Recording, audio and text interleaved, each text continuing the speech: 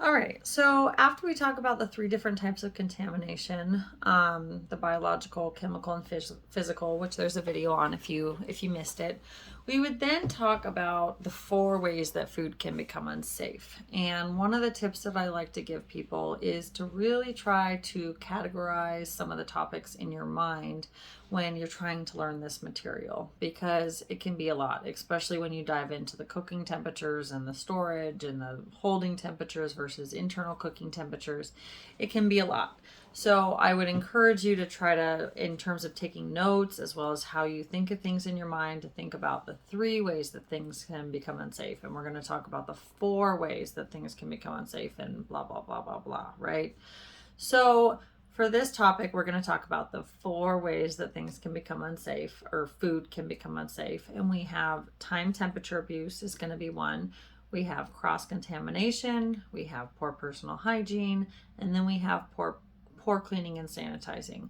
And potentially, we'll go over all of those in subsequent videos. But the question that I like to ask the students, and I always get this wrong, or people I ask always get this wrong, is of those, which one do you believe causes the most foodborne illness? We had time temperature abuse, cross contamination, poor personal hygiene, and poor cleaning and sanitizing.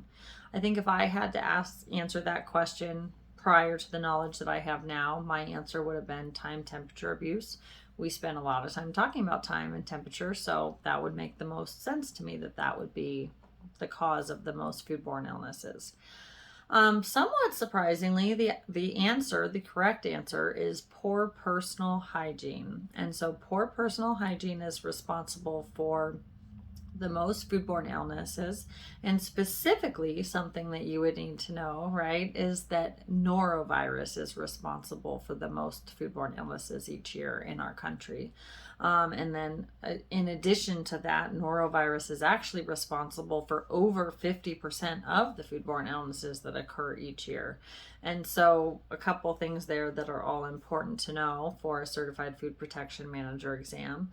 And so, from the health inspector side and from the regulatory side, one of the ways that we try to prevent norovirus outbreaks is there's a requirement in the food code in the 2013, as I believe, as well as the 2017 FDA model food code, requires that every food establishment has a policy in place for how to clean up vomit and diarrhea.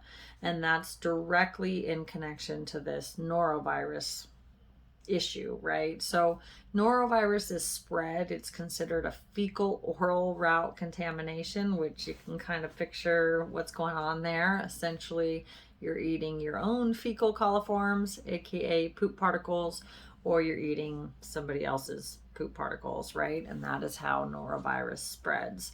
Viruses, unlike bacteria, they don't need nutrients to survive. If I touch a surface and I have those fecal coliforms on my hand, those coliforms can then just be there, present, hanging out, waiting for somebody else to pick them up and consume them, right? And so norovirus, as well as some other viruses, are highly, highly contagious. The two viruses that must be reported are norovirus and hepatitis A. Okay, so those are important to remember. I would jot them down if you're taking notes. So the key things here is that in terms of the number one cause, this is the way I would explain it, the number one cause of illness in our country each year is going to be poor cleaning, poor personal hygiene. Poor personal hygiene, right, is the number one cause. The number one illness is going to be norovirus. In order to prevent norovirus, one of our biggest preventative measures is to have a policy in place for how to clean up vomit and diarrhea, so that if it happens in your facility, you're not trying to figure out at that moment how to do it. You already know how to do it, right? We do have an example of a policy on our website in our member area. I would highly recommend you check it out. There's a couple policies that are required that your health department or your health inspector could ask for. So I would definitely, we have a section in the website that has all the required documents that you would need. You can just click print, and then you have those so that you're prepared for your health inspection, right? The biggest thing that is in that policy that kind of separates how you clean up vomit and diarrhea from other things is that, for one, quaternary ammonia is a perfectly adequate sanitizer to use in your facility, but they've determined that it's not effective against norovirus. And so you need to have in your policy that you would be using bleach. Bleach is the only sanitizer you'd want to be using for cleaning up those substances. And in your policy, you would have directions on how to make the appropriate strength to clean up vomit or diarrhea. And it's the strength that you would use to clean up, we'll say V and D, right, is significantly higher than what you would use in day-to-day sanitizing. So for day-to-day sanitizing, you'd use 50 to 99 parts per million, or ppm, to sanitize your dishes and things like that, right?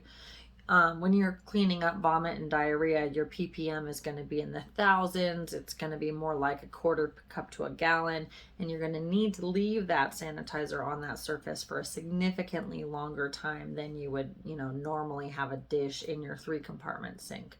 So it's super important that you have that policy, both so you don't get a violation on your health inspection, as well as you're prepared for the dreaded day that this actually happens, right?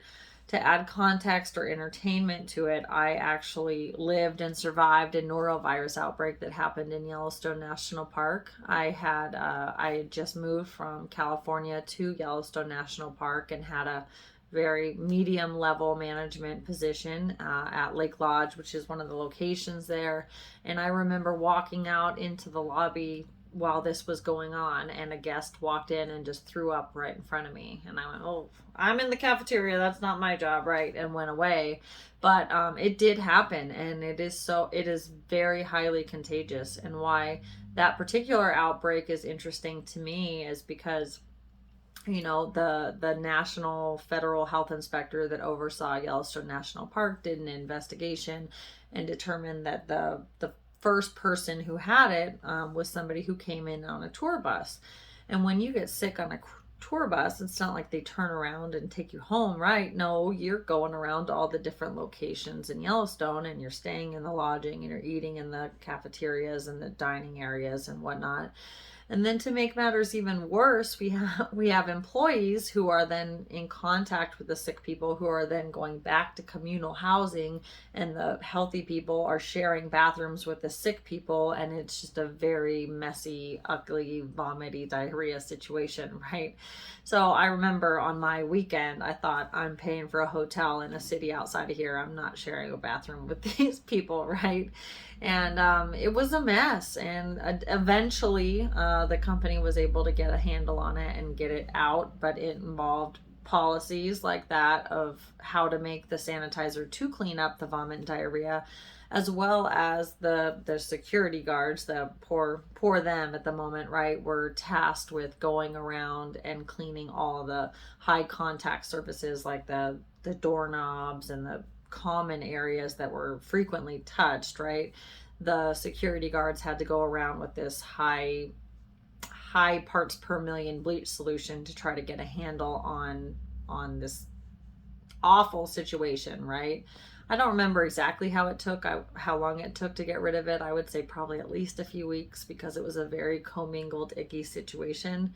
But it happened, and I got firsthand experience with a norovirus outbreak, and it happens frequently. And so having that policy, which you can find in our member area, is super important.